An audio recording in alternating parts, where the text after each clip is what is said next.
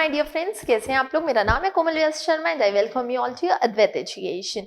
तो ये जो हिस्ट्री की हमारी सीरीज थी कि 10 मिनट में किस तरह से हम चीजों को याद कर सकते हैं, तो उसे हम आगे बढ़ाते हैं। तो हम देख रहे थे हिस्ट्री की डायनेस्टीज। तो सबसे पहले हमने हरियंग डायनेस्टी देखा, फिर शिशुनाग डायनेस्टी, फिर नंद डायनेस्टी।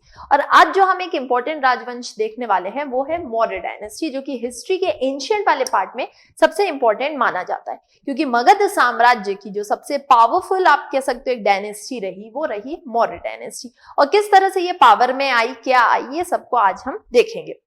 तो इसकी स्टोरी कुछ ऐसी है कि धनानंद, जो कि नंद डायनेस्टी का लास्ट राजा था, तो उसे हराया था चंद्रगुप्त मौर्य ने। ठीक है, तो चंद्रगुप्त मौर्य, जो कि ऐसे कहा जाता है कि शायद वो भी एक नॉर्मल शूद्र विमेन से ही हुए थे। बहुत सी अलग अलग स्टोरीज हैं उनको भी लेकर, उनके बर्थ को लेकर। ठीक है, बुद्धिज्म के हिसाब से अलग है, दूसरी किताबों की के हिसाब से देखोगे तो सबने अपने अपने विचार को यहाँ पे रखा है। चलिए, वो उतना इंपॉर्टेंट नहीं है। यहाँ आपको सिर्फ यही जानना है कि जो लास्ट राजा था धनानंद, उसे हराया चंद्रगुप्त मौर्य ने with the help of Chanakya, जिन्हें हम कौटिल्य भी कहते हैं और विष्णुगुप्त के भी नाम से जाना जाता है, और जिन्होंने एक किताब लिखी थी अर्थशास्त्र। ठीक है, एक बहुत ही ज्ञानी ब्राह्मण आप जिसे कह सकते हो। तो उन्होंने एक प्रतिज्ञा ली थी कि मैं धनानंद को और इस नंद डायनेस्टी को खत्म करूंगा, एक अखंड भारत की यहाँ पे स्थापना करूंगा। उसके लिए उन्होंने चंद्रगुप्त मौर्य को ट्रेन किया, काफी अच्छे से ट्रेन किया, क्योंकि वो बहुत एक छोटा सा बालक ही था जब वो कौटिल्य से मिला था उस समय पर। और उन्हें ट्रेन करने के बाद में एक इतना बड़ा स्ट्रॉन्ग राजा उन्हें बनाया। ठीक है, और उसके बाद में जो डायनेस्टी यहाँ आई वो थी मौर्य डायनेस्टी। तो देखिए, नंद में हमने देखा था कि नंद ने सिर्फ नॉर्थ वाले इतने ही पार्ट के आसपास को कुछ कैप्चर करके रखा था। लेकिन मौर्य की बात की जाए तो मौर्य ने इंडिया के काफी सारे मैक्सिमम पार्ट्स जो थे वो आपके मौर्य डायनेस्टी के अंतर्गत आ चुके थे। अगर कुछ बात की जाए जैसे साउथ का चोला, पांड्या, राष्ट्रकूटास वाले जो पार्ट है, इनको अगर छोड़ दिया जाए तो इसके अलावा जो ये बाकी का सारा पार्ट है, मैक्सिमम इंडिया का जो पार्ट है, ये पूरा आपका मौर्य डायनेस्टी के अंतर्गत आ चुका था। और मगध साम्राज्य को ही कहा जाता है देश का एक बहुत बड़ा साम्राज्य जो यहाँ पे स्थापित हुआ। तो चलिए इनकी वंशावली को देख लेते हैं। तो सबसे पहले चंद्रगुप्त मौर्य, तो मौर्य डायनेस्टी जो है, तो इसकी नींव किसने रखी थी? चंद्रगुप्त मौर्य ने। और इनका कार्यकाल था 321 से लेके 297 BCE तक। इसके बाद में इनका बेटा आया बिंदुसार। तो बिंदुसार का समय रहा 297 से लेके 273 BCE तक। अब यहाँ पे ध्यान दीजिएगा, ये बिंदुसार है। सेम हमने देखा था एक बिंबिसार, जो कि हरियंक डायनेस्टी का था, और ये कौन रहेगा आपका? बिंदुसार। तो नाम में कंफ्यूज नहीं होना है, वो बी है इसलिए वो पहले आया, ये डी है इसलिए ये बाद में आया। ठीक है, ऐसे इसे आप याद रख सकते हैं। फिर थर्ड रहेंगे अशोक। तो अशोक सबसे इंपॉर्टेंट राजा माना जाता है मौर्य डायनेस्टी का। तो इनका कार्यकाल रहा 268 से लेके 232 BCE तक। ये सब हम ईसा पूर्व में चल रहे हैं। दैट इज द रीजन की डेट्स आपकी क्या हो रही है, पीछे की तरफ आप डेट्स में जाओगे। और जो लास्ट राजा रहेगा वो था बृहद्रथ। तो याद रखिएगा, मौर्य डायनेस्टी का लास्ट राजा कौन था? बृहद्रथ, जिसकी बाद में हत्या कर दी जाती है और एक नई डायनेस्टी की यहाँ पर स्थापना होती है। तो अब एक एक करके इनसे रिलेटेड क्या इंपॉर्टेंट पॉइंट्स हैं उन्हें हम देखेंगे। क्योंकि ये सिर्फ 10 मिनट की वीडियो मुझे बनानी है, दैट इज द रीजन कि मैंने हर चीज नहीं डाली है, लेकिन कुछ इंपॉर्टेंट चीजें जो मुझे लगी वो मैंने यहाँ पर आपको बताया। तो चंद्रगुप्त मौर्य के बारे में सबसे इंपॉर्टेंट चीज, फाउंडेड द मौर्य डायनेस्टी। ठीक है, तो मौर्य वंश की स्थापना की थी with the help of Chanakya. Chanakya के ही और दो नाम है जो मैंने आपको बताया अभी, कौटिल्य और विष्णुगुप्त। और इन्होंने एक बुक लिखी थी अर्थशास्त्री, ये चीज। अब मौर्य, इन्हें चंद्रगुप्त मौर्य जो थे, इन्हें ही सैंड्रोकोटस भी कहा जाता है। ठीक है, तो ये नाम आपको याद रखना है, सैंड्रोकोटस। इसके अलावा चंद्रगुप्त मौर्य ने जैनिज्म को एडॉप्ट किया था। ठीक है, इनकी खास बात यह थी कि देखिए, मौर्य के जो हर राजाओं ने अलग अलग रिलीजन को एडॉप्ट किया। तो जैसे चंद्रगुप्त मौर्य जो थे, उन्होंने जैनिज्म को एडॉप्ट किया। ठीक है, तो जैनिज्म के जैसे भी सिस्टम रहा, जो भी चीजें थी, तो उसको ये फॉलो करते थे। और इसी सिस्टम के एंड में आते तक में, मतलब कि जब इनका जो कार्यकाल है वो जस्ट लास्ट में जब आ गया था, जब ये राजा बन गए थे, इन्होंने बिंदुसार को मेन राजा बनाने घोषित कर दिया। और तो इसके बाद में ये कर्नाटक चले गए। ठीक है, कहां चले गए? कर्नाटक। कर्नाटक के श्रवण बेलगोला, श्रवण बेलगोला एक बहुत ही इंपॉर्टेंट और एक होली प्लेस मानी जाती है जैनिज्म की, जहाँ पे जो तीर्थंकर है पार्श्वनाथ जी, उनकी एक बहुत बड़ी मूर्ति है वहां पर, है ना। कई बार आपने मूवीज में भी देखा होगा, 3 इडियट्स में जो एक गाना है तो उसमें भी उस मूर्ति के बारे में बताया गया है। ठीक है, तो श्रवण बेलगोला वो चले गए और वहां पर उन्होंने कमेंट किया सल खाना। तो सल खाना एक प्रोसेस होती है स्लो स्टार्वेशन की।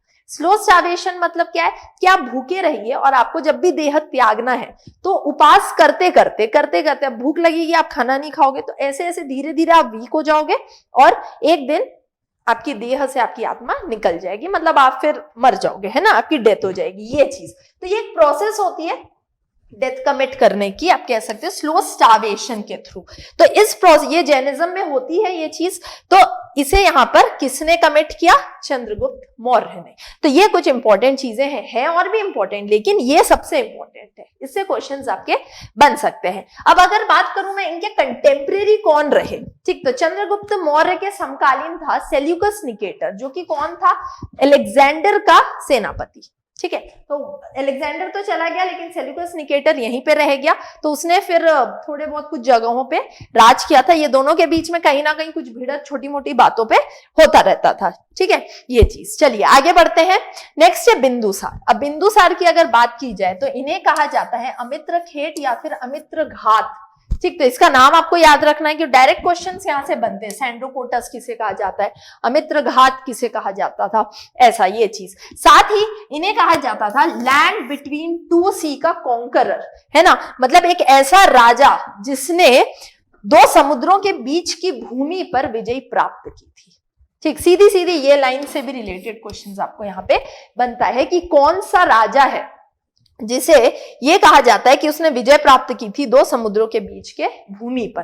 तो ये आपके कौन रहेंगे? बिंदुसार। ठीक, अब जैसे चंद्रगुप्त मौर्य ने जैनिज्म को अडॉप्ट किया था, वैसे ही बिंदुसार की अगर बात कभी आपको पूछी जाती है तो इनका आंसर रहेगा आपका आजीवक सेक्ट। ठीक है, तो आजीवक सेक्ट एक आया था यहाँ पर, तो बिंदुसार ने इस आजीवक सेक्ट को अपनाया था, ये चीज। अब इनके समकालीन की बात की जाए तो एक थे एंटियोकस और एक थे टॉलेमी II।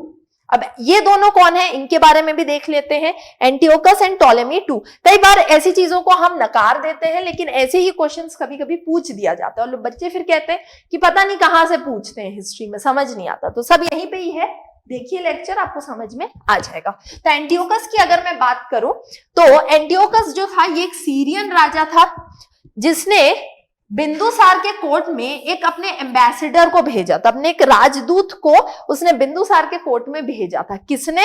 एंटियोकस ने।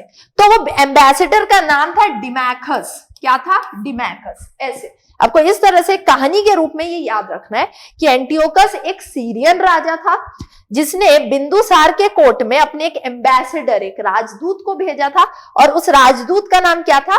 डिमैकस। ठीक है, बात करूं टॉलेमी II ऑफ फिलाडेल्फस, इसकी बात करें तो ये एक इजिप्शियन राजा था, इजिप्ट का राजा था, और इसने भी अपने एक राजदूत को इंडिया में भेजा था। ठीक है, और उस राजदूत का नाम क्या था?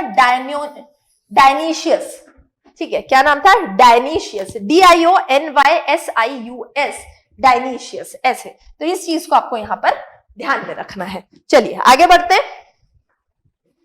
नेक्स्ट देखेंगे हम अशोक, जो कि मौर्य डायनेस्टी का सबसे इंपॉर्टेंट राजा माना जाता है। ऐसा कहा जाता है कि अशोक का अपने शुरुआती दिनों में बहुत ही क्रूअल राजा था, है ना, बहुत ही बेकार राजा था, एकदम मतलब लोगों को मारना पीटना, और अपने ऐसा माना जाता है कि इसने अपने भाइयों की हत्या की थी इस पद को पाने के लिए, है ना, राजा का पद बनने के लिए इसने अपने भाइयों की हत्या कर दी थी। तो जब बिंदुसार राजा थे उस समय उन्होंने अशोक को वाइसरॉय अपॉइंट किया था तक्षशिला और उज्जैन का। तो तक्षशिला उज्जैन में जब भी कोई प्रॉब्लम्स होती थी, वहां के लोग अगर बगावत करते थे, तो अशोक जो है वो बहुत ही स्मार्ट तरीके से उस बगावत को खत्म कर देता था। ठीक है, लेकिन बाद में धीरे धीरे फिर अशोक का हृदय परिवर्तन हुआ, और सबसे ज्यादा हृदय परिवर्तन हुआ कलिंग वॉर के बाद में, जब उसने देखा कि बाप रे कुछ ज्यादा ही खून खराबा हो गया इस वॉर में, और इस वॉर से मुझे कुछ प्राप्त भी नहीं हुआ। तब एकदम से हृदय परिवर्तन हुआ अशोक का, और उसने बुद्धिज्म को फिर अपना लिया। ठीक, ये चीज, तो यहाँ पे आपको इस चीज को भी ध्यान रखना है कि अशोक ने जिसे अपनाया था या जिस धर्म का प्रचार अशोक ने किया, तो वो कौन सा था? आपका बुद्धिज्म का, ये चीज, ठीक है। इसके अलावा अशोक को किस नाम से जाना जाता था? देवनाम पिया या फिर पियदसी, ठीक। ये दो नाम आपके अशोका के थे। अब अशोक के समय में तीसरी बौद्ध संगीति कराई गई थी। जैसे कि पहली कराई गई थी अजातशत्रु के समय, दूसरी कराई गई काल अशोक के समय, वैसी थर्ड बुद्धिस्ट काउंसिल जो है बौद्ध संगीति, ये कराई गई आपकी अशोक के समय पर। कहां कराई गई? पाटलिपुत्र में कराई गई। अब ये जो संगीति होती है तो कोई ना कोई प्रेसिडेंट भी होगा, तो प्रेसिडेंट यहाँ पे कौन था? मोगलीपुत्र तीसा, ठीक। और अगर इंपॉर्टेंस पूछा जाता है तो ये आप लिख सकते हैं कि बुद्धिज्म की एक बुक होती है त्रिपिटक, है ना, सुत्त पिटक, अभिधम्म पिटक और विनय पिटक। तो ये तीनों किताबों को पाली लैंग्वेज में यहाँ पर कोड किया गया, ठीक है, पाली लैंग्वेज में इन्हें कोड किया गया। तो ये इंपॉर्टेंस है आपके थर्ड बुद्धिस्ट काउंसिल की। तो जैसा कि मैंने आपको पहले भी बताया था कि बुद्धिस्ट काउंसिल्स में आपको 5 इंपॉर्टेंट चीजें याद रखनी, किस राजा के समय पर हुई, कौन सी हुई, कहां हुई, प्रेसिडेंट कौन थे और इंपॉर्टेंस क्या है। तो इतनी चीजें आपको यहाँ पर अशोक के बारे में पता चल गई। ऐसे तो और भी चीजें हैं, लेकिन अभी यहाँ पर हमें हाल में सिर्फ ये चीज देखनी है। बात करूं अगर लास्ट मौर्य डायनेस्टी के राजा की, तो ये थे बृहद्रथ, ठीक है। इनके बारे में कुछ खास नहीं जानना है, सिर्फ इतना ही जान लीजिए कि बृहद्रथ जो थे वो आखिरी मौर्य रूलर थे, ठीक। इसके पहले और भी हुए, लेकिन अभी उनको जानने की जरूरत नहीं है। और इसके अलावा इनकी हत्या कर दी गई थी। तो इनकी हत्या किसने की थी? पुष्यमित्र शुंग ने। तो शुंग ने हत्या कर दी इनकी, और उसके बाद में यहाँ पर शुंग डायनेस्टी की स्थापना हो गई। तो लाइन बाय लाइन हम एक एक डायनेस्टीज को यहाँ देखते जा रहे हैं। तो अब हम देखेंगे नेक्स्ट में शुंग डायनेस्टी। आई होप आपको ये लेक्चर पसंद आया होगा। एक बार मुझे कमेंट करके बता देंगे आप लोग कि आपको कैसा लगा लेक्चर। Thank you.